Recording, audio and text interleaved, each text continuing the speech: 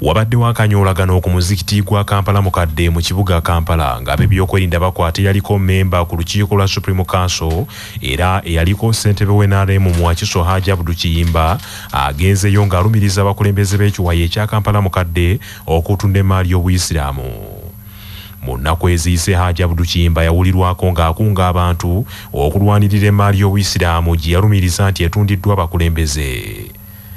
Wabula ono ne banne abadde bagenze ku muzikiti gwa Kampala mukadde okwemulugunya ab'ebyokwerinda babazinze era abamu ku bo bakwatiddwa omuli ne Hajji Abdul Kiyimba yennyini. Omu ku boogeddeko n'ekyabasa ataagadde kumwasanguza ategeezezza nti ebadde ensiitaano yennyini nga Hajji Abdul Kiyimba akwatibwa era n'omukka ogubalagala aguvuddeyo. Mubajje leero nkujjawo wano oli mubbi talo nezitabuka bonde ne binyoka bamaze balese tiya gasi munda muzikiti awo wakujja wabwerwawo ne bamutwala paka siti. Wabula CBS wetuukiridde amyuka omwogezi wa poliisi mu Kampala n'emiriraano Luko Yesigire ategeezezza nti kino tannakimanyaako. Ebyo nga biri bityo entiisa ebuutikidde abatuuze ku kyalo Kijonjo e Kasasa mu disitulikiti y'Ekyotera. Omumyuka wa ssentebe w'NRM bw'asangiddwa ng'afudde mu ngeri etetegerekeka. Sozi Sekimpirwazi. Kangabwa kino kibadde ku kyalo Kijonjo mu ggombolola y'e Kasasa mu disitulikiti eno ey'Ekyotera ng'omumyuka wa ssentebe wa NRM w'eggombolola eno Kateregga Ronald yasiŋŋaaniddwa ng'afiiridde mu nnyumba ye. Kigambibwa nti ku ssaawa nga 5 n'ekitundu ez'okumakya Kateregga Ronald ono amaze okukama ente ze n'alagira abavubuka baakozesa okuzitwala ku ttale kyokka bwe bakomyewo ne bamumagamaga nga tebamulaba kwe kuba ku ssimu ye bagenze okuyanga evugira mu kisenge. Bagenze okutunula mu kadirisa nga ku mulambo gwa Kateregga Ronald kuba amaaso bwe batyo ne balaya enduulu ereesa abantu kyokka bonna ne batya okugenda wali omulambo guno nga bagamba nti yandibanga alina ekirwadde ekimukubye amangu. Batemeza ku poliisi y'Ekyotera nga nayo ezambaidde ku mugongo nga nswa n'etuuka mu kifo kino bwetyo n'emenya oluggi n'ejjamu omulambo n'egutwala mu ddwaliro ekaliisizo okwongera okwekebejjebwa. DPC wa Kyotera Hassan Musoba agambye kibagenda kukola okunoonyereza balabire ddala ki ekisse Kateregga Ronald omusajja abadde omulamu tteke nga n'eggulo babadde banyumyako naye ku by'obutebenkevu obw'ekitundu ekyo. Ku lwa CBS FM radio ey'obujjajja nze Sekimpirwazi Kyotera. Abakyala bakubiriziddwa bongere okwekiririza mu mirimu gye bakola bagifunemu ensimbi eziwera. Omusasu waffe Joel Odungu Davis Kabituwe. Ministry y'ekikula ky'abantu egamba nti abakyala bangi bajjubidde nnyo kola business n'okukola emirimu egivaamu ensimbi naye nti ate basinga tebannaba kujjumbira nnyo kuyingiza byamaguzi byabwe mu katale ak'ensi yonna. Ministry eno egamba nti abakyala basinga singa bafaayo okwongera okufuna obukugu n'amabaluwa agabakkiriza okwegazanyiza mu butale bw'ensi yonna oba oliawo bakwongera okuganyulwa mu bizinensi n'emirimu emirala gye bakola. Bernard Mujuni, Kaminsona Ministry y'ekikula ky'abantu bw'abadde akiikiridde omutesiteesi omukulu Agre Kibenge mu ministry eno ku mukolo abapera mu Uganda kwe bateekeddde okusinkana abakyala abali emirimu egy'enjawulo ku Ssettendekero Makerere mu nkola eya Women in Agroecology. Agambye nti abakyala singa banayongera okujjumbira enteekateeka eno bakuganyulwa nnyo. International certification standard eri international nga era bwe kabeera ku kintu ky'oba okoledde wano kikwanguyira okwakisesinga obutale w'amayanja era tugenda kubayambako nga tukwatagana wamu n'ekitongole ky'aba Germany kye bayita GIZ ku project empya ejja kubanga etondebwawo already mututuukirire tulabe engeri gye tubayambamu era ne ssente gavumenti yataddeko kati ngeza grow buli mukyala yenna amanyi nti kuliko kyokola ate nga kibaako ekintu kyoleeta mu katale n'okiteekako n'okyongerako bbeeyi oba omutindo oba omulembe. Bannange mbaaniriza nnyo era mbakubiriza mutuukirire government offices mulabe nti namwe mwaccessingako ku ssente babayambe.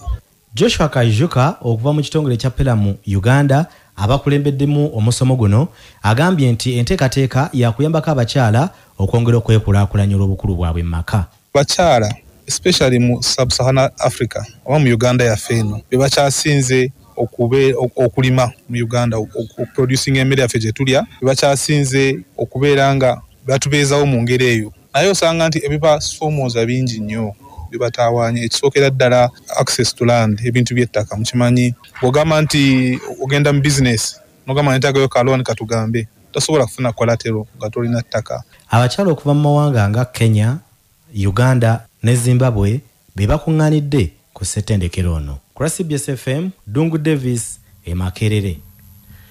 Avunaanyizibwa ku nsonga z'amaka n'abaana mu poliisi ejjinja Logose Sise yennyamidde olw'obutabankomako obweyongedde obuviiriddeko n'abaana okuddukanga mu maka ne badda ku nguudo.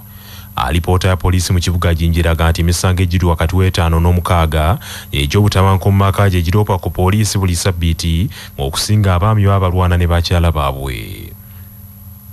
Mu kwogerako n'ekyabasa ng'asinziira mu kibuga Jinja, Lugose agambye nti embeera eno ewaliriza abaana bangi okudduka mu maka ago n'obufumbo bungi busattulukuse kwe kusaba abazadde ebeddeko. Ye kansala w'eggombolola y'Empugwe Emayuge Nangobi Suzani alabudde abazadde nti bwe bataafeeyo ku baana baabwe batandise oluwumulo oluwanvu ne babaza mu kufumbirwa bangi boolekedde okufiirwa emisomo gyabwe egy'omu maaso. Abakyala nifo tusinga okufuna obulumi omwana wabanga tafunye kutegekebwa bulungi nifo tusinga kufuna bulumi ndikubakubiriza tukuuma abaana baife abawala abalenzi tutabatuma ino mu bikaado abawala tutabatuma ino mu butale eyo bwire kale tubatume ayenge ebintu ebindi bino nti byakwetwika menvu kujja kutunda duuma biseera bya duuma kujja kutunda maido.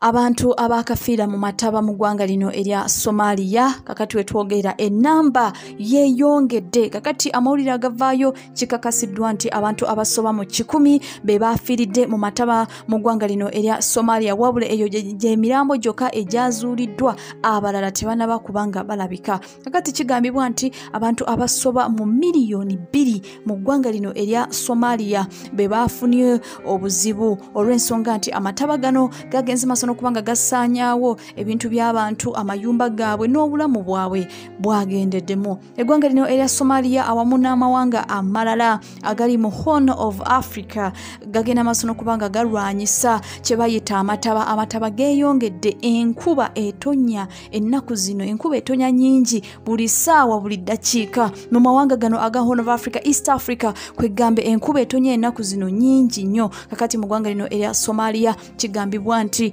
enkuba eyatonye yaleetedde abantu millions ne millions okubanga badduse maka gaabwe ate abasoba mu 100 gy'emirambo gye baakazuula. Gavumenti y'eggwanga lino erya Somalia omwezi guno nga gwakatandika yavaayo n'erangirira state of emergency olw'amataba ageeyongedde era kigambibwa nti baakajja abantu abasoba mu 7,000 maka gaabwe ne babatwala ewa banneyiba awali seefuko olw'ensonga nti mu maka gaabwe babeera amataba bwe gajja gayinza obasaanyaawo. Kakati kigambibwa nti eggwanga lino erya Somalia ate abantu bongedde okufa buddukya ennamba y'abantu yeeyongera.